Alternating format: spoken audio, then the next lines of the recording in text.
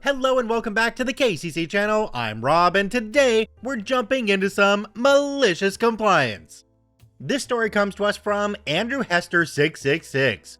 Work on small freight first? Alrighty. So I used to work at a home improvement retailer that's popular in the Midwest United States. Nothing bad against the company other than the simple fact it's retail and my fair share of customer stories. But today, this story is about my assistant manager at the time. At the time of this story, I was working as a morning stalker with two other guys and was their senior in seniority despite having only been with the company and store for 6 months, and the older gentleman was the down stalker, took excess product on the top shelf and put it on the store shelves, was a freaking retired aviation engineer who just got bored of retirement and wanted something active. Kind of important to note. Our department manager, who was my first and absolute best manager, had a policy or rule, call it what you will, where us stalkers would put away the heavy bulk items that can be taken off the pallets and thrown onto the shelves without unwrapping anything. Think pet food, cat litter, 5-gallon, 20-liter buckets of paint, etc. Yes, I know, weird combo, but that was what our department did, paint and grocery. And we would work through the bulk items, working our way down to the smaller items until we got to the smallest items, like theater box candy. One morning, we come into work on this particularly fine Friday morning where the manager had the day off, and it was the assistant manager for that morning, as well as the whole weekend. Managers alternated working on weekends, a reason I refused a management position. And it was this day that she felt she needed to up her game or something because she told us in the morning note to us stalkers that we needed to work on the smaller items first and work our way up to the larger items. We all exchanged looks and knew this was a bad idea. So I told them to just do the normal stuff and I'd ask her when she came in an hour and a half later at 6:30 a.m. She came in and fortunately for us, me and the other stalker had finished our perspective pallets, while the down stalker was just working the usual rounds, walking up and down the ladder. I asked her if she really wanted to proceed with this line of process, as there were 10 pallets in the receiving area for our department, and 6 of them were bulk items we could have done in less than an hour. And one of the reasons we stalkers did the bulk items, as our manager would jokingly put it, he didn't want the sales team to smell like crap. Which makes sense if you ask me, cause I've smelt myself on the way home after working bulk freight all day. But I digress. But she was adamant that we did the small piddly stuff so the sales team could focus on making sales and other more important tasks. One thing I failed to mention is that it was thunderstorming this Friday, which is a good day to me as I might as well live in Seattle or other places where it rains a lot, which causes sales to drop dramatically at our store given its location of our city, as only contractors don't give a hoot about weather. Without skipping a beat, the other stalker and I nodded our heads, and when the assistant manager wasn't looking, I grabbed the note she left for us from the recycling box we had to use for later, as I knew where this was going after how the day was going. To make an already long story not so long, the story repeated itself on Saturday, but rather than do a couple bulk items in the hour and a half we had before the assistant manager came in, we complied and did the small items like candy, off-the-shelf meds like aspirin, and other small pain-in-the-butt items. We got maybe 7 pallets of freight out on Friday, 4 of them being bulk, 2 on that Saturday, despite another 15 pallets coming in. Stalkers didn't work on Sundays. Us stalkers would work from 5 a.m. to 9 a.m. and it was Monday morning when the managers would switch places, so the department manager would be in at noon that day, and it was at about 8:30 a.m. when the assistant manager realized how bad she messed up, as we had over 10 pallets in the back aisle. But receiving was packed with another 20 to 30, with over 20 of these pallets being bulk items we'd have had done easily. Being friends with several people on sales, we came to find out she told none of the salespeople to work on freight, and would even tell the ones who would work on freight when their daily tasks were done to work on something else, like straightening the shelves and whatnot. I also found out from friends in receiving that there were 2 more trucks coming in that day, which caused me and the other stalkers to giggle a bit. At about 8:30, the assistant manager told us, including the nice 67-year-old downstalker, to start working bulk freight to get as much out. Thing was, I had class at 10 a.m. and needed to go home to shower so I didn't smell bad, and the downstalker smirked and told the other stalker that we were going to leave on time with him and the other stalker coming up with their own reasons for having to leave on time, that I don't remember what they said as a reason. Coming that Tuesday, the department manager's note to us told us to work on nothing but bulk freight, and that he wanted to talk to me specifically when he came in at 6:30. Soon as he came in and before he could say a word to ask what happened, I took the papers the assistant manager gave us those 2 days and placed them in front of him. If disappointed anger could kill, then his flared nostril deep breath and exhale would have killed this city, as his eyes rolled back and he shook his head before laughing, before bringing the other stalker over and telling us whoever got the most pallets done would get $20. Sad to say, I didn't win, but I did get a second place $10 bill. As I said, he was the best manager I ever had so far. And before it's asked, we got 25 pallets done between us in those 2.5 hours. I did 12, the other stalker did 13, and we joke he won because he took the last bulk pallet. Best part was the manager thanking us, handing us our winnings, then telling us at 9 to go home and shower because we smell like crap. We still laugh about it to this day. Jumping down to the comment section on this one, there's one from a user called MM800. It says, "Never manage people who don't need to be managed." OP responded to this one. It says, "So thankful to have worked with that downstalker to learn little things like getting things in writing. Probably wouldn't have grabbed the morning notes otherwise, though probably could have picked them out of the recycling box as it wasn't even half full yet." Yep, this is exactly it. Document, document, document. And, well, when they document something for you, make sure you keep a copy of it because that could get you out of a bind in the future. Some managers, especially new ones, think that they have to manage every little part of what's going on. The good ones that have been around for a while will sit back and see what's working and not mess with it. Then they'll try to optimize the parts that aren't working. This manager in this story obviously was not in that mindset. This story comes to us from Renaissance Fartist, and this little person right here sums up exactly how I feel about that name. "I haven't had a sick day in 9 years. For reference, this takes place around 2017, so definitely pre-COVID. I used to work in a training center for a Fortune 500 company. When class wasn't in session, the building normally only had 4 people in it: me, trainee, the boss, and the 2 trainers. I called in sick 2 days in a row because I had some nasty lung infection. On the second day, the boss starts ranting at me about how kids these days have no discipline, and I haven't taken a sick day in 9 years. I tried asking if he wanted me to get a doctor's note, but he was pretty adamant about me coming in the next day. He said that he can decide if I'm actually sick, and he can send me home. I was one of the few women working in that section of the company, less than half everyone's age, and felt like arguing with him about it was a bad idea. Cue malicious compliance. That next morning, I decide to not pump myself full of cold meds and just go in raw dogging life. As soon as I walk in the door, the trainers look at me and I say, "I'm very sick, might want to give me a wide berth." They looked at me wide-eyed, nodded, and went to a different section of the building. The boss hears me coughing so hard I'm having to do that gasp for air like I just emerged from the depths. He walks in and goes, "Oh, you really are sick. You should go home, but I don't understand how you got this sick," and then reminds me, I haven't taken a sick day in 9 years. So I drive home and come back in the next day. The trainers look at me and say, "What the heck are you doing here?" The boss said that if I'm actually sick, he can send me home. They laughed and avoided my section of the building.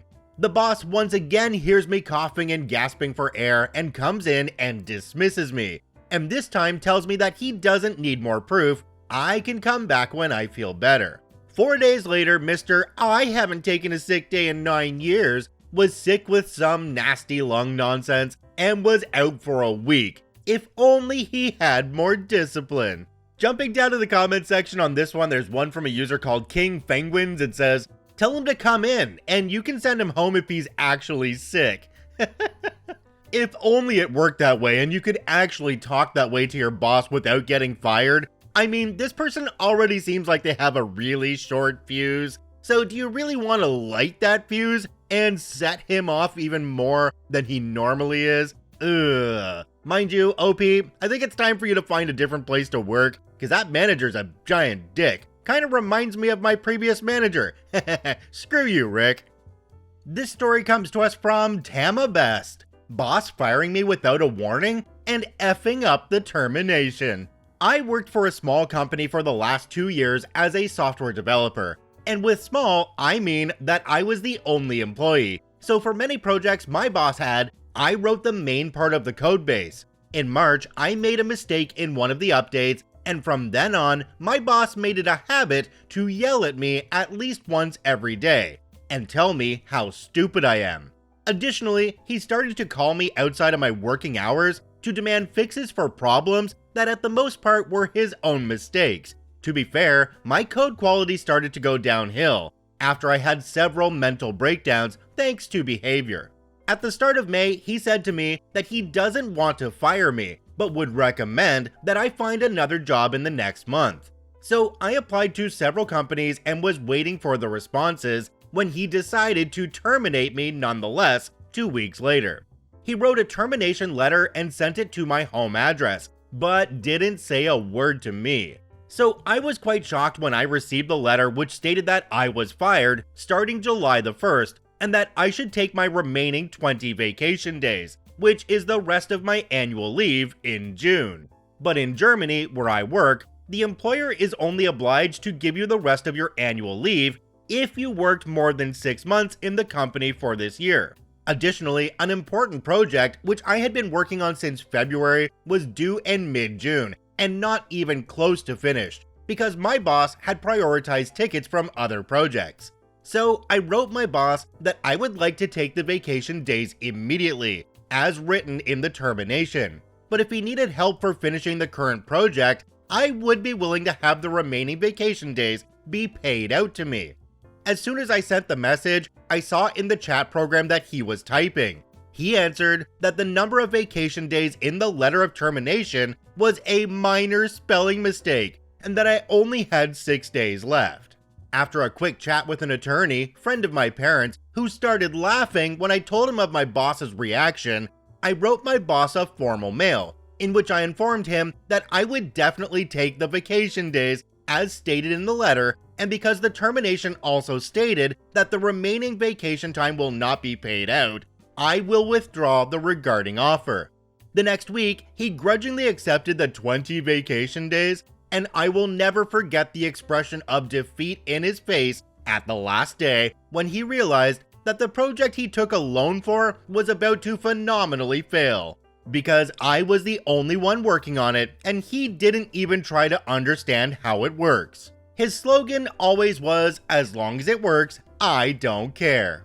Jumping down to the comment section on this one, there's one from a user called Ilmayo. It says, I don't understand how he would think the company can carry on, having fired the only employee he has. OP responded to this comment and said, to be honest, I think he could not afford me any longer. He had to declare bankruptcy for the first time half a year after I started at his company, and I have a gut feeling he's running out of money. I love that statement. As long as it works, I don't care. Anybody else here heard of FAFO, F around and find out? Because those two statements are pretty much the same thing. As long as it works, I don't care. I'm gonna F around and find out.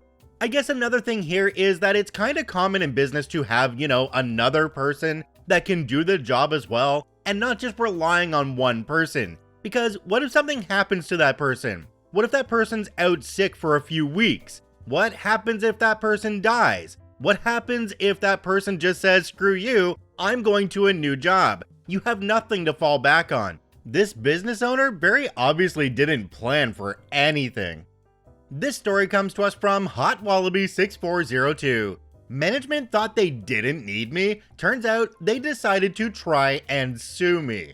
I was reminded of this story, so I figured I'd share, but I'm going to be intentionally vague with the industry for privacy reasons. My post history won't help here, laugh out loud. Now, for some context, this company wasn't new. They had been around for about a decade before I was hired. And as far as I know, they're still around, but not sure how they're doing now. When I started there, it was only about 60-ish employees, which 15 to 20 were just hourly wage nobodies like me. I just had the luck of the draw that my team had 4 managers over my area. I was in a role that wasn't supposed to have any management elements, but turns out not long after I started, 3 out of the 4 of the management team moved on, and I slowly took over some of their responsibilities. After about 6 months, I was starting to feel overworked, and I went job hunting. Having listed the responsibility I had with this position got me a management role somewhere else with substantially higher pay. I even got them to let me have a month before starting because I wanted to give a longer notice than 2 weeks to be nice.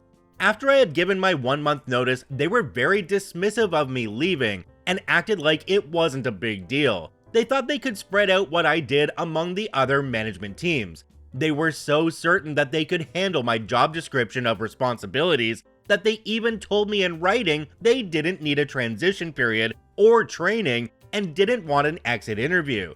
They even offered me a week early leave with pay because they just thought it was handled and that I was useless. Before that week was out, I was getting calls, texts, and emails from higher-ups and HR trying to tell me that I'm contractually obligated to help them transition, and that if I didn't, that they would sue me for breach of contract. Now, the best part of this is that when I was hired, I was simply an hourly employee with no special contract, besides the standard employee agreement for hourly workers. But since I had started doing management-level work, everyone had assumed that I was made to sign the management contract, which had clause in it that required management to work past their notice if the company requested it, for handover training or anything the person was working on that couldn't be finished by anyone else. So within a week, they were frantically trying to get me to help them, and I had already started working with my new company half a week early, so I was ignoring their calls, texts, and emails because I was diving headfirst into my new role. Well, even after the threats, I thought they would have figured out that I didn't sign that contract. About another week later, I was served papers at my new office, and it shocked me, honestly. I read over the paperwork, and they were suing me for breach of contract, and it listed a law firm on it, obviously. So I decided to call them up and ask them if they had a signed contract, and I was laughed off the phone by the law office clerk. I realized I shouldn't have called them and should have gotten my own lawyer. Just 3 days later, I received a certified letter from the law firm with an official apology for being served and had official documentation showing they dropped the lawsuit, and apparently they dropped that company as a client for unethical practices. I never got another text, call, or email from anyone at that company or law firm. It felt nice that I shut down a lawsuit with a single question. Jumping down to the comment section on this one, there's one from a user called Dareboosh. It says, "Have you considered the idea that the clerk wasn't laughing at you, but instead was laughing because she knew the client had made a mistake? It's pretty clear she took you seriously because you heard back from them quickly."